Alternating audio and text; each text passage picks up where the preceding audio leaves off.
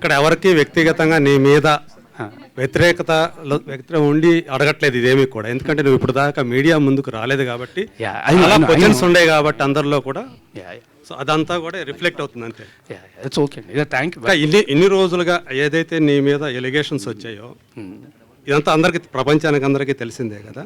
ఇన్ని రోజులుగా ఇలా బయటికి రాకుండా మీరు లోపలే ఉన్నారు కదా, అంటే మీ ఇంట్లో ఉన్నారు. అవునండి, మీరు ఎక్కడ ఉన్నారు అక్కడ ఉంటున్నారు కదా.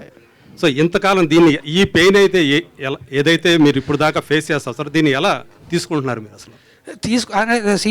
నేను ఆమె హైపర్ సెన్సిటివ్ పర్సన్ అండి. నాకు ఫస్ట్ ఇమీడియట్గా చాలా ఎఫెక్ట్ అయిపోతాను నేను. అండ్ ఆల్సో మనం చేయని తప్పుకి వచ్చి ఇన్ని నిందలు ఇస్తుంటే ఖచ్చితంగా ఆబ్వియస్లీ ఎవరికైనా బాధేస్తుంది. And I'm hyper sensitive person. So నాకు మరీ ఎక్కువ ఎఫెక్ట్ అయిపోతుంది. నేను మీకు చాలాసార్లు చెప్పాను, మీడియా ముందుకు వచ్చినప్పుడు కూడా నేను చాలాసార్లు చెప్పాను, మీ ముందు నాకు ఇంతమంది ఉంటేనే ఫస్ట్ నాకు భయం వేసేస్తుంటుంది. నాకు ఐఎమ్ ఇంట్రోవర్ట్, నాకు ఎక్కువ మంది జనాలు ఉంటే కష్టం.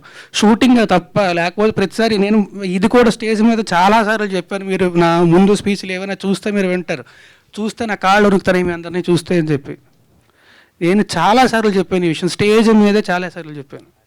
I'm introvert. సో నాకు నిజంగానే ఇంతమంది జనాలు, అండ్ అందుకే అన్నా కదా ఇట్టుకొట్టినప్పుడు కూడా ఇంతమంది రాలేదు, ఇప్పుడు వచ్చారు ఇంతమంది చూస్తే భయం వేస్తుంది నాకు.